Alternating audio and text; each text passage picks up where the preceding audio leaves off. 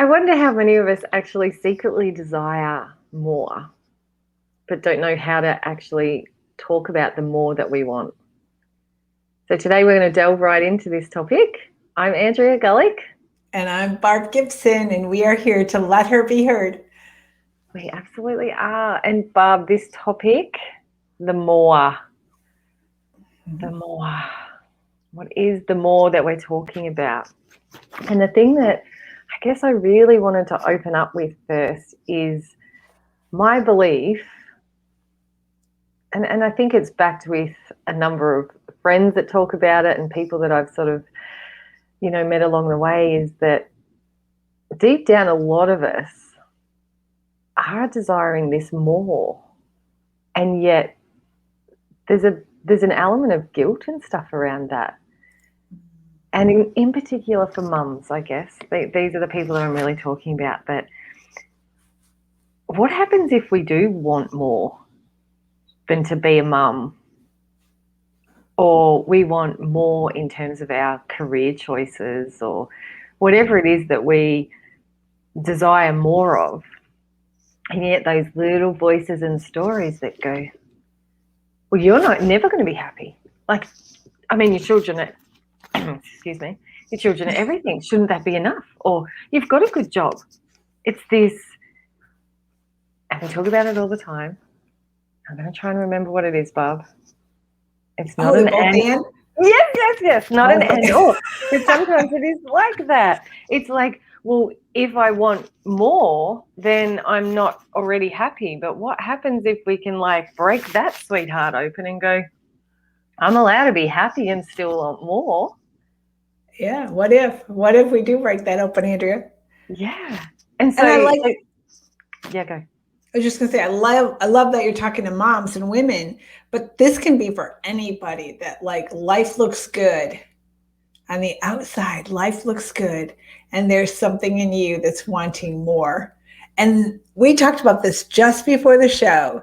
So this can web into many areas. The show before the show, but really they don't know we were only on for like 5 minutes, but we can talk fast. But yeah, what is it that everything looks good and we want more?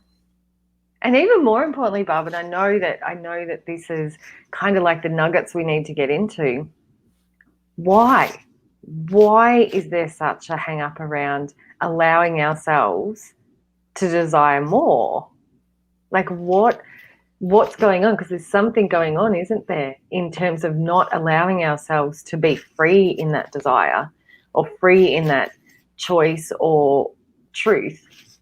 It's almost like, what are those stories? Yeah, we always talk about that, the story that's going on. And to give our listeners some examples, I think, Andrea, like we did talk just before the show, a mom who thinks that a good mom always puts her kids first. And so it's not okay for her to want more. What's the story she's telling herself? Why is it not okay? Or if you go in the other realm of somebody who has an amazing career, but it looks great and it's bought the house and it's bought the cars and it's bought the neighborhood, and yet it's not fulfilling. They want something more. So what is the story if you don't have that? Like when we talk about more, we're not necessarily talking about physical things, right? Stuff. No, and I'm so glad you brought that up because, excuse me, I've got a frog in my throat. Because this was the other part that we really wanted to just breathe air into, Barb, that a lot of the time it looks like, and we might think that it's this physical more that we want, that when we have that, that's it. Or when we have that, when we get that promotion, or when we get that house, or when we've got that much money in our bank. And yet I'd almost argue that the more that most people are desiring, whether they know it or not, is more peace, is more inner freedom, is more contentment, is more being comfortable in their own skin. Yeah. And I wonder if, and this is what we talked about in terms of differentiating between them all, because there's the mind that desires more and the soul that desires more. And sometimes I think maybe we don't know that there's a difference. And if we don't know that there's a difference, we're trying to fulfill that soul craving through what the mind tells us, which is get the bigger house, get the better job, get the prettier wife, get the more, fantastic husband, or have the picture perfect, curate this look of more. And actually our soul might be whispering. And the reason I say it is because I know it. It's not like this is not the next best-selling story. This is truth for me as well. Is that the soul will crave simplicity. Simplicity of peace and joy and happiness and contentment. Yeah, because that's when you're aligned with your soul.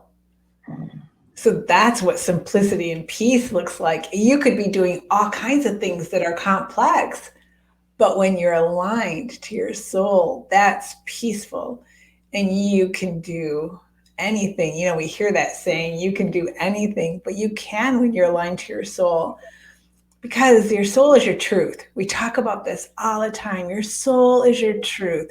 What are you created to? Who are you created to be? What are you created from? What is that? Who am I? And then what am I here to do? And when you know who you are, then you can hear, what am I here to do? And I know that might sound a little abstract, and I don't mean for it to sound abstract, because I like places where we can help people. How do I do that? How do I align with that? Well, it's really interesting you say that, Bob, because I had this, these moments where little, I don't know, I call them epiphanies. They might not be, but just these little bits of information drop in. And I was really thinking about that in terms of, well, what does alignment mean? Because like we said before, we can throw words around all over the shop, but what do they mean? And like I just had this really strong realization that, for a person, or I was even thinking about businesses, companies, corporations, all that sort of stuff, in what does alignment look like? What does being congruent mean? And I thought, well, a lot of us have the head stuff sorted, like the mind. That's what we do. Like the mind is about the doing and how to do it sort of thing. And we can live in that space quite easily. It's mainly where we play, well, I think. I'm like, what about the heart and the soul, though? And I'm like, the soul is kind of the knowing. It's kind of that feeling of what's the potential here, what's the impact, what's the ripple, what's the big picture vision kind of thing. That's for me is like the soul of anything.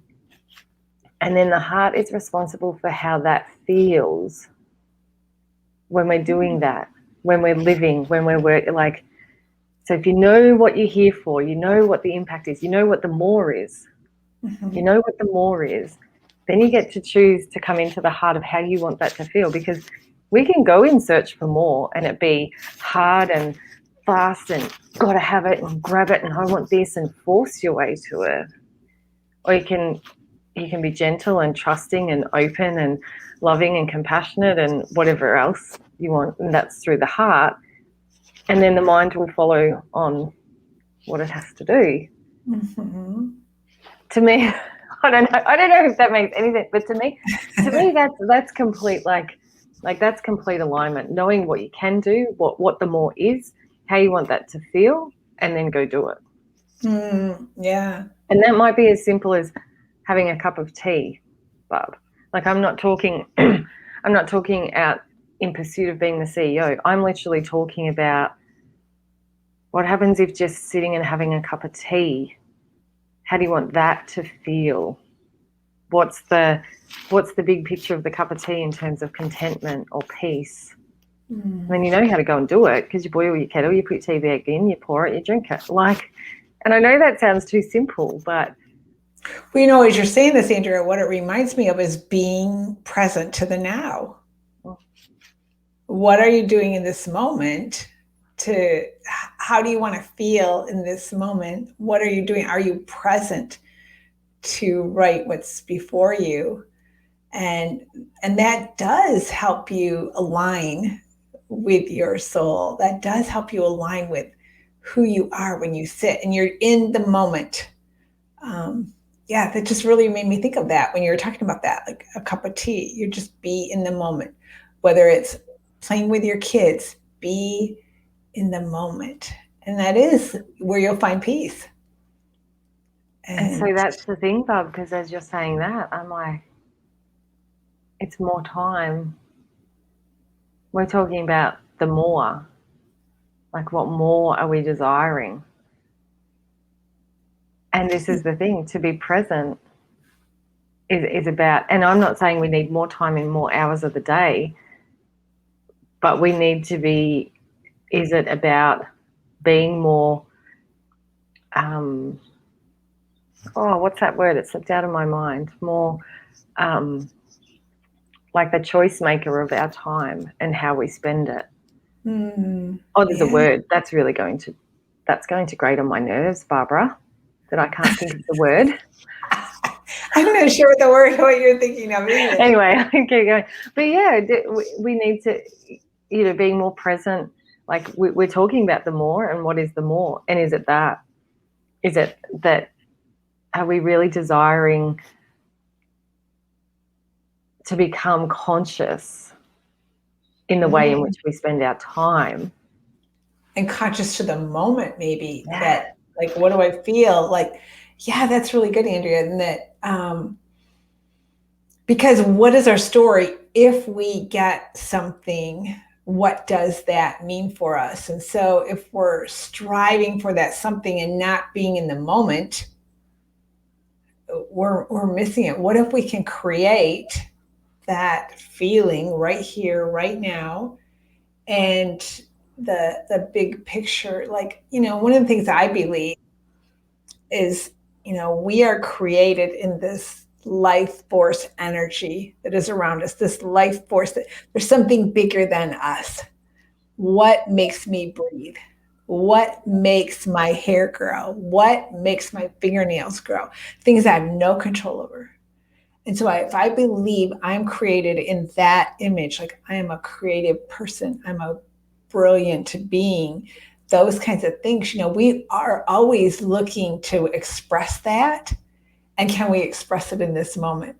I mean, I'm just like having my own conversation right now with myself with this, that like, this is the moment. And so the more is like, now I'm living another moment. What's this moment look like? And but breaking it down into that, like you have, Barb, as in what makes my hair grow, my finger, like, what is this magnificence that we are created in that allows all of these things to just happen, and we don't control them. Mm-hmm. Like we literally, I don't make my heart beat. It's involuntary. Like I don't make my lungs, like they all work together. They're all congruent. Yeah. Our brain, our heart, all of our functioning. We don't control that. And what happens if we can recognize that things work even when we're not demanding them to be? They just do. Yes. And if we really sit with that, and we know that we go to, we go to some deeper places sometimes, and might be all a little, okay, righty-o, but that's totally fine because that's the way that we roll. It's what we love, and the people that love us love it too. Mm-hmm. So there was another point that came through with that more of, that's what it was. So that magnificence that allows everything to function without our control because we are magnificent. Mm-hmm. And what happens if we could get more comfortable with the truth of that? Yeah. Ooh, that's really good, Andrea, because what if we are comfortable with that? What if we do stay in that? And so the more story is just being that versus I have to achieve, I have to attain, I have to conquer. And I think those stories are very subtle, but And see, that's where the differentiation for me is, that when I have to do something to be something, that's the mind. The mind likes us to be doing it, likes us to be striving, it likes us to be achieving. And the stories underneath the why that is something that we can go into. But the soul recognizes its magnificence. yes, Just the because soul we are. knows it's magnificent, Yeah. knows we are magnificent. In any And moment, the more of that, the more, and let's be honest, breaking out of those programs and those beliefs of that is arrogance. Like, this is what, if anything, I'm going to put a fiery energy into this morning. It's this whole notion that to love who you are, to own your magnificence, there is a difference in just owning that and just being okay in that. And it's not arrogance. Arrogance is when you need the rest of the world to affirm that. But you need to be better than the rest of the world to be able to say, I am great. What happens if we could just feel it? What happens if we can just embody it? What happens if we can just know that? Yeah, because it's that comparison thing we do, that if I'm magnificent, that means somebody else can't be as magnificent. Or if I'm the favorite, that means nobody else is the favorite. Yeah. No, what if we're all the favorite? What if we're all magnificent? What if we're brilliant and we just get to own it and we stand in that? That is a powerful message of ours. And I just want to, Jill Berry, magnificent message once again, ladies. And I really want to celebrate that this message is landing out there, Barb, because I just feel like this is such a super powerful one, is that the more magnificent we know that we are, all of those other little bits and pieces, even if the mind says, I'd like a bigger house, cool. But you'd like a bigger house because it's what feels right. It's not to prove anything. It's just to keep up with the Joneses. It's just the pieces of the puzzle that just feel good for you, just because they do. Mm-hmm. And if you want a little house, that's okay too. Everybody else has a big house, and so you're supposed to have the big house. What if you want a little house? And I did want a little house, and we got a little house, and we got a really little house right near the beautiful, beautiful beach. And now I want a little bigger house, and that's okay. Yes. And that's another thing, Andrea, is that when we have something, doesn't mean that it can't change. Yes. To flow with our soul, to flow with that guidance of the magnificence that we are, flow with that. And this is what I have for you now. And this is what I have for you now. And life is a journey. It's not a destination. And when you can just enjoy the journey moment by moment, listening and connecting to that truth within you. Oh, this is what we do now. This is where we're going now. And you can just be happy. And the other thing I love about that is when you will do that for yourself, you will allow others to do that. You don't put a lid on them of like, oh, don't you think that's a little risky? Don't you think that's a little too out there? Like, you will just embrace, like, my grandchildren are playing and I see so much competition happening. And I'm like, what if we were just happy for everybody? They got something you didn't get. They scored, you didn't. Why does it have to be like, I'm going to take them out next time, And like, just be in all that. And I probably wouldn't do very good at the sports because, I kind of have a problem with teaching our kids all this competition stuff all the time. I do issue So with you're not really the soccer mom on the side of the oval, living precariously through your child's sporting career. No, I cheer for the kid that gets the goal on the other team too, like, yeah. And, we see that maybe at the first level, but, as it grows, the competition comes out, and we're getting off on kids now. I don't mean to do that. No, and that's what we take this wherever it's got to go, right? Yeah. That's the beauty of this. But it's interesting because in just pressing pause on that point, my dad had many like quotes that were interesting, but the one that is on this that has stuck with me, and it's like generational. It like has moved down the generations. Humble in victory, gracious in defeat. Now, I can be competitive. Like when I get out there, I like to play the game. I do.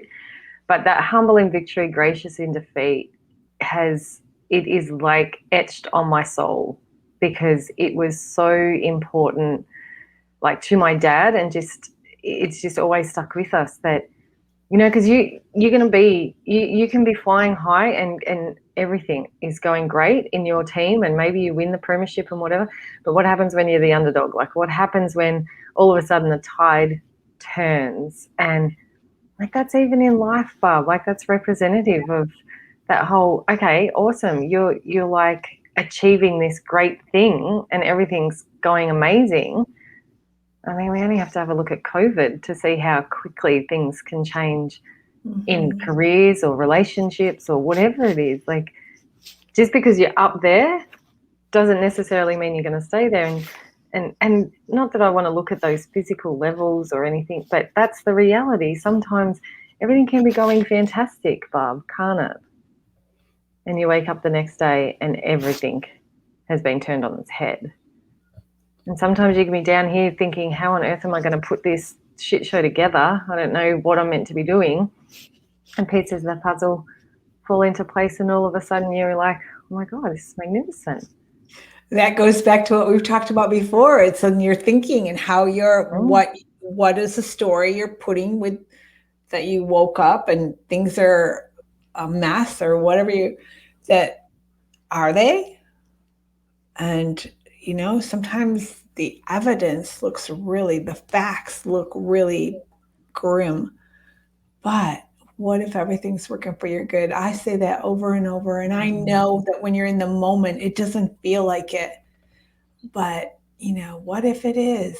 And what if it is? I guess for me, I don't know whether I feel like I feel slightly different on that, and that's okay because we're different. So what if everything it is like just really not good? Like, things were really not good in September 2006. They were not good. But what happens if we can be okay in the not good, Barb? That's the key.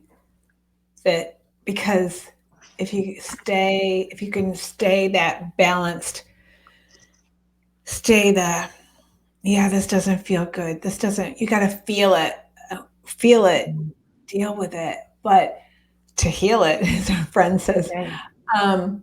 But wait, sorry, we've got a friend in here loving this right now, so that's beautiful. I'm glad it's landed. Good. Yes. Thank you. Thank you for commenting. We appreciate that. Just that being in the moment, staying centered.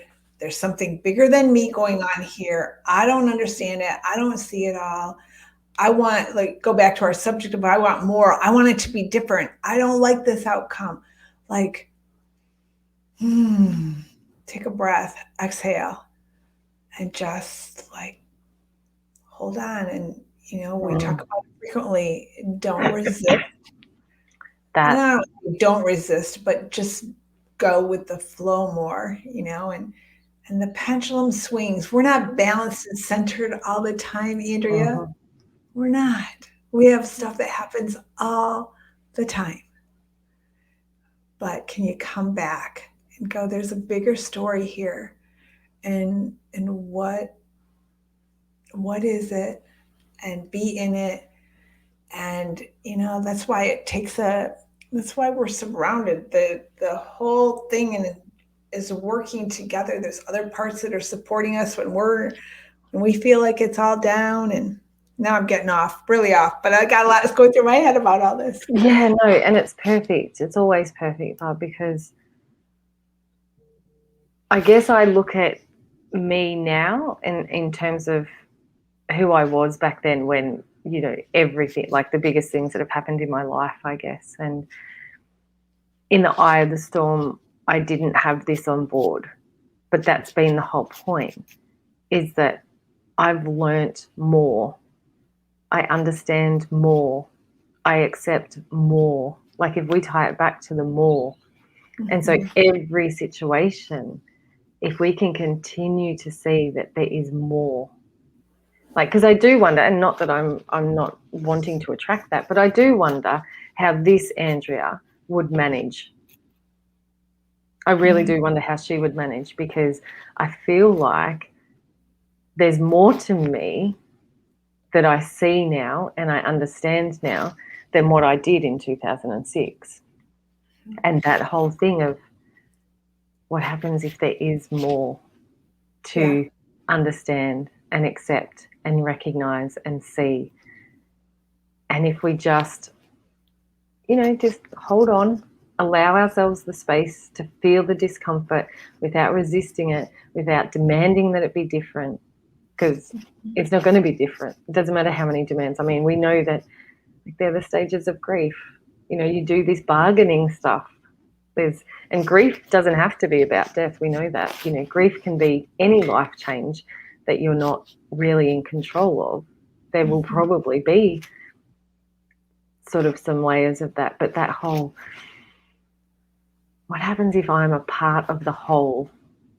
And what is the whole? What's the, and that's the more, isn't it? The whole is sort of like, what more is there going on around us? And I love that you brought that up, Andrea, and that like time, age, experiences help us learn how to handle that more, help us to not become hopeless. We have evidence that, you talk about 2006, that was the year for both of us that our husbands passed. And we have evidence that we are fine. Life went on. We're good. We're wonderful, actually. And so, but that's what I love about, like, I know I'm older than you, and the wisdom that comes with that. Not much. Thank you. But, the wisdom that comes with that. And that's why we do what we're doing, is to walk alongside people who are in a place that are like, how do I keep going? Is there more? What does that look like? How do I even believe in it? And that's why we do what we're doing, to walk and help people come back to your soul and how to align. And, one of our things is to sit and to listen, give yourself permission to listen to that voice inside you that is saying everything's okay. There's another voice that's probably saying nothing's okay.